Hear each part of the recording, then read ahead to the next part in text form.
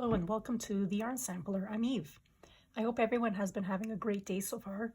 Before I begin, if you watched my introduction video, you might remember that I had never, or at least me mentioning that I had never created a video in my life for YouTube. And for me, this is a complete learning journey. I did no editing and I just posted. So my first video is up. I just went for it. I did not edit. It was one complete take, and let's see what it does. So what I did was I followed the YouTube prompts, clicked the corresponding little switches or ticks that you're supposed to, and I guess I completed my first goal of posting my first video ever. So I guess if I can do it, you can do it. And let's see, today I am going to be using this. I'm using Loops and Threads Skinny Chenille. It is, let's flip through this. It's 224 yards. It is 480 meters. Let's keep going. Its color is Seal. It's right here. Hopefully you can get on the camera. It's a medium 4-weight. You can use 6.5 millimeter needles or a 6.5 millimeter hook, and it is 100% polyester. It's machine wash, non-chlorine bleach only, dry flat, do not iron. So I've got this yarn and I'm using it today because I have a friend that's going to have her first child, and have already created a corner-to-corner stroller blanket and a moss stitch blanket for her upcoming baby shower. It's going to be in April, but you know, these things take time to create. So I made this blanket before I started this channel with only the border on the corner-to-corner blanket needing to be complete. So here is the first blanket I made, which I made actually quite a while ago. It's a moss stitch blanket. This is what it stitched up to. I'm going to pull a bit of it out. It's pretty soft. This is my favorite stitch ever. I love doing the moss stitch. I just love doing the moss stitch. It's if you're a teacher and you're crocheting and you just need to totally unwind and get over that overstimulated day, this is your stitch. So this is the moss stitch blanket. I used a Bernat Super Saver in soft gray as this like base color in here. And then for these stripes going between, I used the, what was this one? Oh, it was Loops and Threads Facets, and the color was Lapis. And then I trimmed the border. Can you see that? I hope I have the camera straight. In the same Loops and Threads Facets. And that's the blanket. So this is the first one. It's about 70 centimeters. Let me grab my tape measure. Oh, so this is my crochet kit. It's very simple. I have this little box. Inside, I've got another little box, which has my stitch markers. They stay nice. For a pair of scissors, I have these little guys. It works fine. I have a marker, and these are the needles that I use for sewing. They're the bent tip ones, and I don't remember where I got these. Maybe Amazon? Maybe. And I'm missing one. And what else? I do use the Clover Moore hooks, and here's my tape measure. So I do have more hooks, but since these are the ones that I mostly use, I just keep them in here. I think the biggest one is right here. What is it, 6.5? But I do have 7 all the way up. I just never really use those sizes, but I do have them. So put them aside. Let me see. I know you can't see the whole blanket, but let me see what I can do here. Just to give you an idea of how long this is. So it is approximately, what did I say? Did I say 70? Not even close. Ooh, 100. So it's about 100 by, the other side's probably 100 too. Flip it. 100 by, oh, 100 and, yikes. It's 120. centimeters. So this is, I guess, bigger than a stroller blanket. I think stroller blankets are 35 by 35, I think, inches. Okay, let me just show you again. So, and this isn't a pattern that was found online at all. I just alternated in between the colors. So I've got like, I don't know, 1, 2, 3, 4, 5, 6 rows here, and then it's 2, and then I've got 1, 2, 3, 4, and then 2, and then 2, then 2, and then back to 4, and it just goes on. And I think I just repeated that, like after every 5 I reduced the size, but the fastest color, the rows that go across, are 2. Yep, 2 rows. Okay, so that was the first blanket. And this next blanket, let me just grab it over here. I did a corner to corner, very basic, simple. So the second blanket, it is used, it is the loops and thread, but this color is called Swan, and it is, this one is 35 inches. Yep, 35 by 35 inches. So it's a basic, I guess, stroller, maybe a little bit bigger than a stroller size. And the center, I just did a chenille white, and this color is called Swan. Yep. So I did this one because I noticed that when folded, that the moss stitch blanket was much heavier, and I was like, oh, I should make something a little lightweight. So I thought I'd get chenille. I was walking around Michael's, and I was like, I never used this kind of yarn. I mean, I have it. I've used it before, just not for a blanket. So it is much lighter. And then I decided to use the gray just so it wouldn't be completely all white. And at the time, I didn't know if she was going to have a boy or a girl. She did say she will have a boy, so, and she told me her color palette, so I went to go get the gray. I just added a stitch of double crochet 3, but when I made the border, what I did was in between the segments of the corner to corner, so the 3 double crochets when you're making the row, I did a single crochet, and then I chained 3 and a single crochet in between the segments. And once I went around, then I just did a double crochet 3 in the chain space across without, there's no single crochet in between. So it's 3 double crochet in the chain space, 3 double crochet in the chain space, all the way around until I got to the corner, which I changed. So the first row of gray, it's a single crochet, I chained 2, then a single crochet. And the second row, I did 2 double crochet, I chained 2, and then 2 double crochet, because I tried doing 3, but I felt that it fanned out too much. So instead of doing 3, I did the 2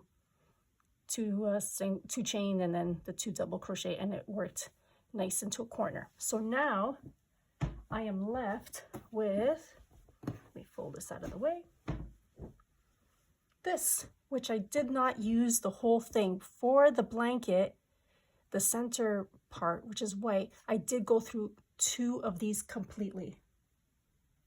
I no longer have any white left, so I got all the way to the end. I probably had like maybe like this much left, like a hand length, but I still do have all of this. You can see I barely got a dent made into it, so I did that whole entire 2 rows, and the blanket is now done. So now I have the rest of the skein to use. I didn't use much. It's pretty much a full skein, so what am I going to do with it? So I began to do some searches online with items that could be made out of this chenille yarn, and I came across a link to a YouTube tutorial for like a cowl. And I was like, okay, I could probably make one of those. Will it work with this? The cowl was not made with chenille, but it looks simple enough to make, and I'm hoping that it will use a considerable amount of this yarn. And the design that I fell upon is from a YouTuber whose name is Jayda InStitches. So hopefully in the description, because I'm still figuring out what you can and can't link, because I have no idea how, like there's this whole thing on YouTube that is like a collaborator, and I was like, wait a minute, I just want to give him a shout out. Like, well, what is this? So I hope that I can link her tutorial, Jayda InStitches, so you can then go, and if you want to make her cowl, she gets the full credit for it because I did not make any of the stitches. Oh, and no, yep, that's what I want to say. And hopefully I can do her tutorial below. So I guess using this yarn, it's upside down, sorry guys, loops and threads, skinny chenille in the color seal will be the first sample. It's not exactly what I was thinking of doing, but I don't want to, I'm one of those people, I don't want to buy yarn just to have yarn. I got to get rid of this first. Okay, hi. I'm cutting through this video because on this journey of learning on how to use YouTube, I've run into quite a few technical issues, and most of them have to deal with my phone. So I'm going to put this here because if any of you are watching and trying to like see my ups and downs and trying to learn this whole new platform, hopefully this will help you out and you won't fall into the same traps that I have. So it's mostly about the technical aspect. And I wrote stuff down. Okay, so the first one is my iPhone. I don't know if I have to buy a new phone or if I need to buy a dedicated camera. And mostly it's because phone calls and text messages coming through while I'm filming. So if you are wanting to create your own YouTube channel, I'm gonna recommend that you don't use your primary phone for those purposes. I mean, I guess you could, but it's not exactly tilting. And oh, here's another thing I'm gonna have to find out. A way to stabilize the camera. Is that how you spell it? Oh boy. So if people are calling you, it's your major way of communicating with people, and you're trying to record. I've gotten, as I'm recording, phone calls, text messages, the phone's just ringing and I have to stop recording, and I'm like, oh boy. So that's one. The other thing is, while recording, is my battery is draining and the phone is overheating. So a couple of times during this video, I was like, something said, look at the camera, and I looked on my phone and the screen was frozen. It had like a foggy type, it's like, what do you call it? Like an opaque thing. The image was frozen. I was like, oh no, I just lost all that content. And when you're crocheting, I'm not about to frog everything to go back, even though the whole point of this channel is to show yarn and the samples and how you could possibly use the yarn. And I just lost all that content because the phone froze. Another thing is that I didn't know. I'm going to go back up here. The first video that I watched, I noticed that the microphone on my phone, I'm not exactly, like right now I'm talking really close to the phone. I have books propped up, it's holding the phone up because I don't have an arm or something. I have a lamp, but that's about it. So I got to get a, what do you call it? An army thing, an arm to hold the phone. Maybe the twists. I need one of those. But I did go out before I got these phone issues. I got a microphone, hoping it would work with my phone, which is an XR, old phone. So I went out and I got this off of Amazon. It's a wireless microphone. I thought it would work. So my phone uses this to connect to. So that's why I got this one, because it's an older phone, and I said, well, I guess I need this one. And has 2 mics. And now I have this phone that's freezing. Or I'm like, the phone calls come in, I'm like, oh no, what am I gonna do? So it was supposed to be a plug-in play, 20 meters of accessible reception. Like, I'm not gonna be that far. And I don't know what this other stuff means, but I mostly went for this one because of this connector on this side right here. So I got that. It's not even opened yet because, of course, the phone froze. Then I tried to record everything and it kept freezing. So the first time it froze, I couldn't do anything. I waited about an hour, almost 2 hours, for the phone to shut off and the battery to drain completely. And then I saw the white apples on the black background pop up, and I tried to turn it on. I was like, oh wait, there's no battery. So I plugged it in. It showed absolutely no battery. The phone started working again. Once I got it all working, I tried to videotape again, and the same thing happened. So I'm like, oh my goodness, something's wrong with my phone. Then the next part was after, so I have all these choppy videos. It took over an hour to upload to the computer from my phone. So this is like, yeah, do I have to go buy a new phone? I don't want to. But if it's already giving me this much problems, maybe I'm gonna have to. But if I don't use my phone for recording, should I just get a dedicated camera? Which then kind of makes this obsolete, as I bought this for the phone.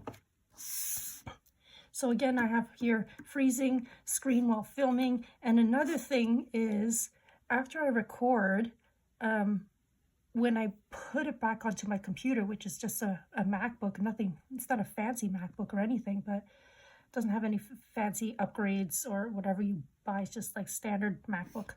I have to rotate the video to landscape view, even though on my phone I'm filming landscape. But once it goes to the computer, it flips it, so I have to turn it left, and that takes about 10 to 20 minutes just to save. So I'm like, is it my phone? So I'm contemplating trying to figure out about a dedicated camera and then just use my phone for what I use it for: phone calls, my alarm clock, some email, maybe play a game or two. So I gotta figure this out. The other thing is I need a chair. I don't know if you can hear. Oh, now it does. Oh, there it is. This is one heck of a squeaky chair, so I need that. And like I just said, I need a way to stabilize the camera. I was hoping to go as far as possible filming just on my iPhone, but it doesn't seem like that's gonna work. So I inserted this video. Hopefully it will work and you will see it. Anyone who's on their journey of learning how to do a YouTube channel, just make sure that this is probably shouldn't be your primary way of videotaping. Wait for the microphone until you figure out your phone or your camera details, because I think I might have to return this. And I don't remember how much this was. I think it was 30 bucks, I think, Canadian. And yeah, so just you're gonna see now, I'm gonna try to use the content that I was able to record. It's going to be very choppy, but I'm going to put it anyways because, as I said, this is a journey. I am learning as I go. I'm going to try to use iMovie once the videos save onto my computer. And then I decided, you know what, I want to show what the products were that I finished. So I had to take photographs of those because I was afraid to videotape. But here we go. Continue on with the video. Thank you.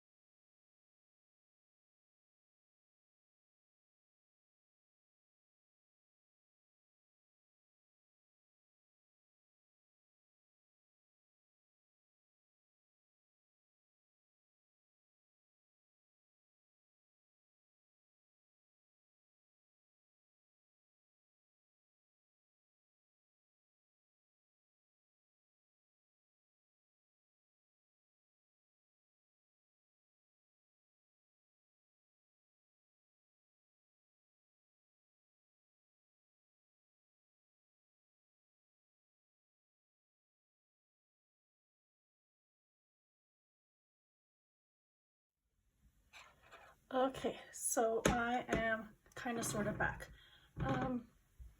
I've had to stop this video many times because my phone is acting up big time and it keeps freezing, so I'm going to try to record this again. But I'm going to do this part over because I have no idea how many takes and where the last video ended because of my poor phone. Okay, so what I did was I used my central machine because I wanted to see. I've never ever done chenille yarn on a central. Just stretch it out, and it actually went through quite smoothly, except for the skein itself, because inside there were many. It was very clumpy inside. It didn't come out very smooth at all, so that was a little bit of an issue. And then here it skipped a stitch and I didn't notice. And when I'm looking through it, don't see very many others except for one all the way at the top, but I think I can hide that one. And the rest came out relatively okay. So I'm going to give you a close-up. And it did go through.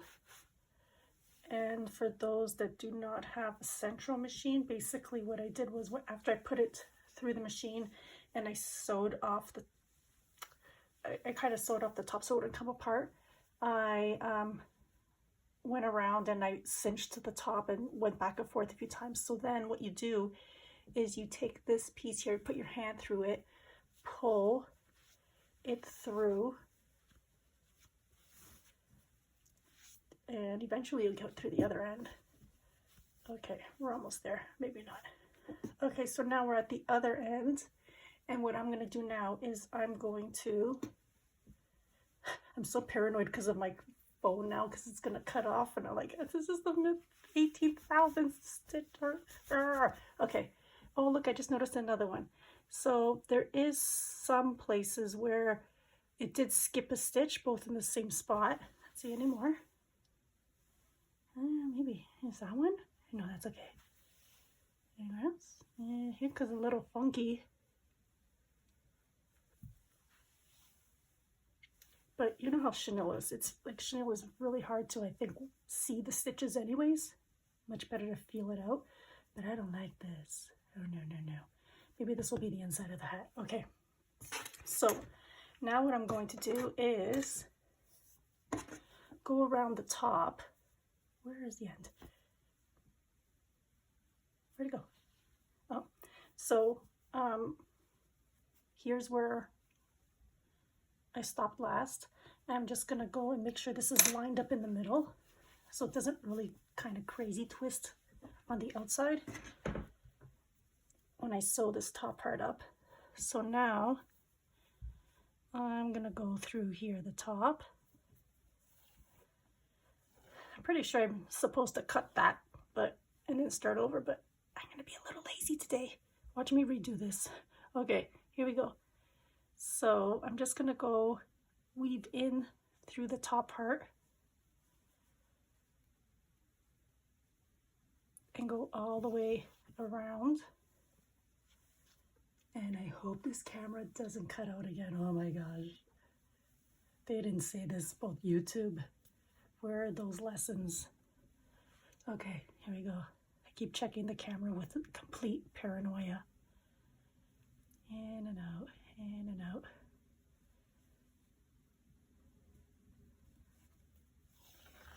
Oh, look at that. Starting to shred. So I like chenille yarn for, what did I do here? What is going on? What is that? Did it snap on me? Oh, okay.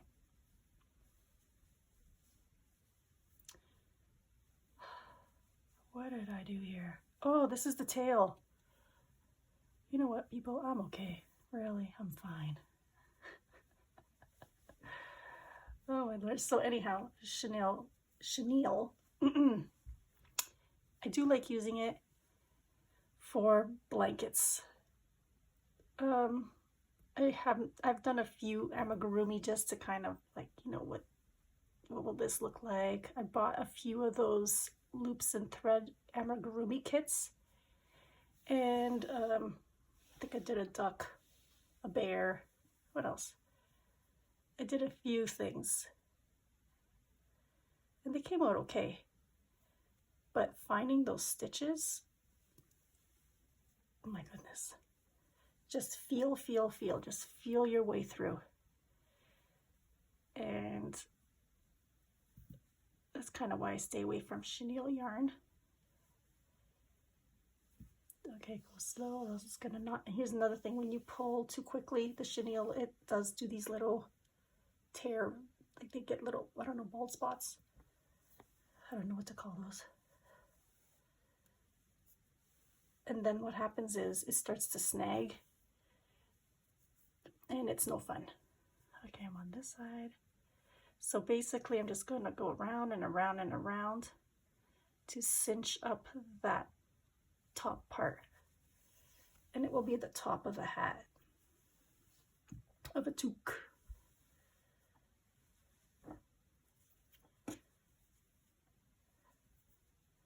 And then I'll have to find a pom-pom.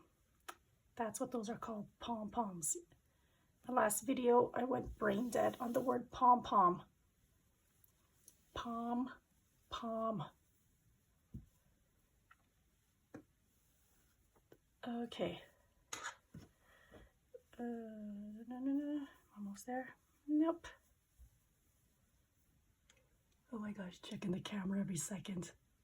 I don't want to buy a new phone. I really don't. And I don't want to buy a camera. But if the phone is freezing and I need my phone, then what else is there to do? And I've heard that the new iPhones are not that great. I heard that the orange one, I don't even know what version it is. What is it? 8000? iPhone 8000? That the color of orange, which I was kind of looking at, I was like, ooh, orange, that it starts to discolor and it turns pink. Like, you don't want that. Bought an orange phone, not a pink phone. And my current phone is yellow, which I like. Uh-oh. Okay, I gotta find a way to pull that guy.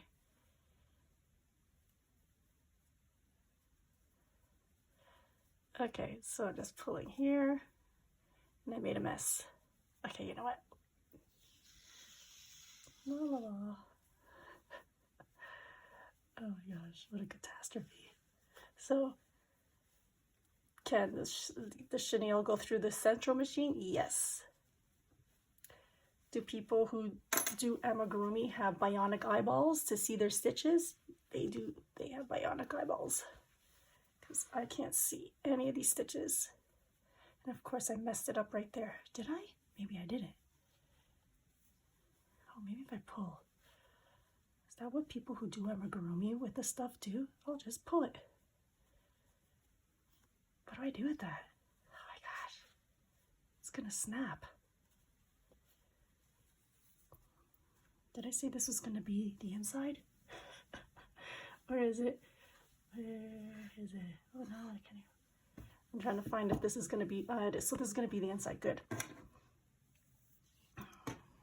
Totally professional here. Complete professional. Okay, so I'm going to pull a bit more. No, I can't because I blew that part out. And now stick your hand in here and you're going to try to sew something together. Okay, if I pull a little bit more, I am now playing with fire. I know that people who do amigurumi, at least some of the videos that I've seen, they use yarn to sew, regular yarn. I mean like acrylic yarn. Oh, this is messy. To sew pieces, and I was like, that is smart. And then I've seen other people use like floss, dental floss. Like that's minty. Okay. Which piece is this? Oh, that's got to get in there too. I made a mess of things. Seriously, how do amigurumi people do this? I'm struggling. Okay, get it in there.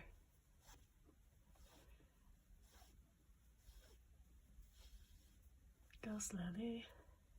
Pick this piece up.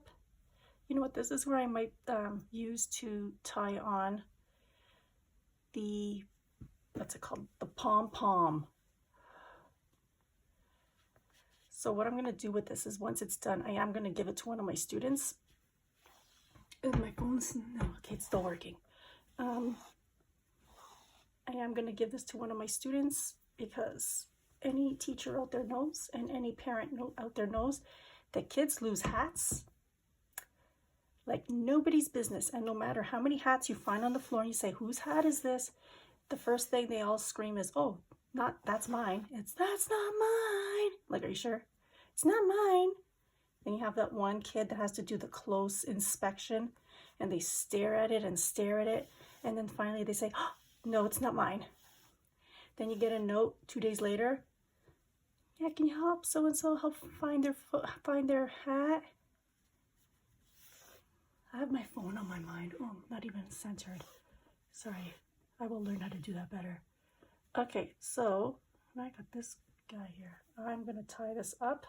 Maybe this little piece was a blessing. We'll call it the little blessing tie. Make a couple of knots. Go back in. Do another messy knot. People watching this like, girl, you need help. You can't sew. Yes, I can. Okay. I'm just going to go through here because now I have paranoia with the phone, paranoia with the Chenille, paranoia everywhere. So I know my students, they will end up losing this. And it will be in the lost and found. And then they will all fight over it. It was my hat. Miss gave it to me. Okay. Here we go, my last little tie-in.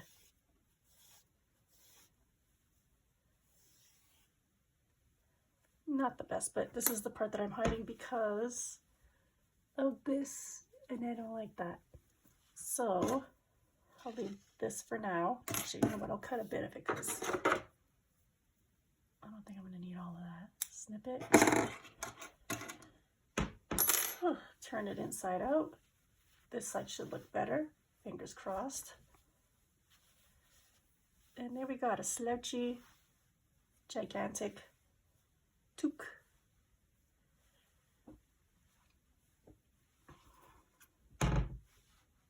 You can move the camera up. I don't know how to do this part either. Okay, let's see. Here we go.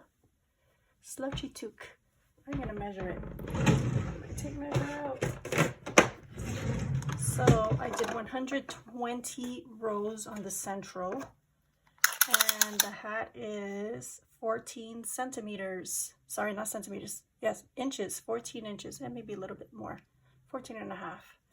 And the width, not on the head, it's about 8, bottom shows 8. Nope, 8, 9. Got 9.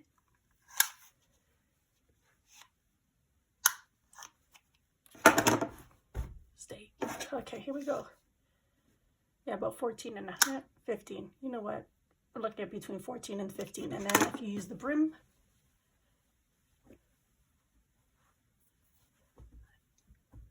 okay, camera, are you okay? All right, we're looking at from top to bottom in inches, about 10. And now one last thing. We'll be right back.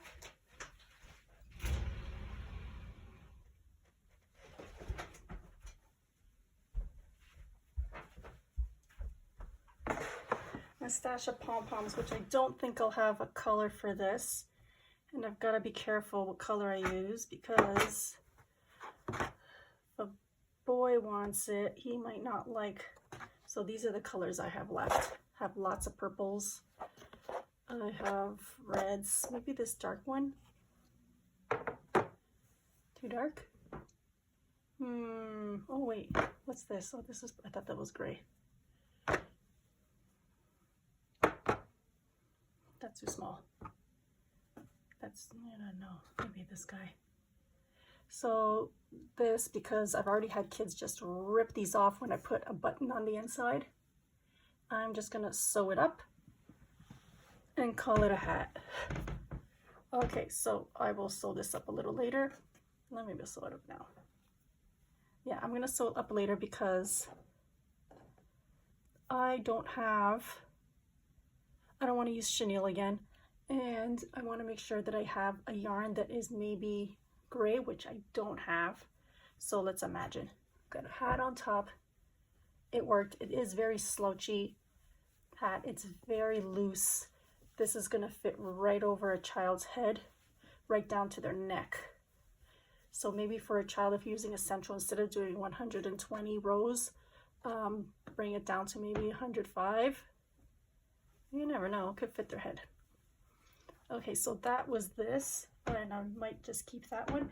And then the other thing was with the same yarn. So we got kind of like a matching set here. This is a cowl, and I Googled chenille cowl, and the first hit on Google was actually a YouTube video from Jayda InStitches, and this was her cowl design, and I am going to link her video so you could see how it was made. It's done going through the round. Here's my seam, kind of not that easy to see. Maybe on camera you can see a bit better, but it's right here. And watch her video. It was super easy. Every row took about 1 minute and 50 seconds to do one row. And I think I've got 30 rows here. And then at the end, we just did a little scallop detail. I guess a scallop, what does he call these things? So it's 3 double crochet, then a single crochet, 4 double crochet, single crochet into the stitches below. I did that for the top and the bottom, and now we've got a matching set, which a student will receive in my class. And here in Toronto, it is never like a day that there isn't some kind of snow falling from the sky. It just keeps falling, falling, falling. Okay, so I will check my camera.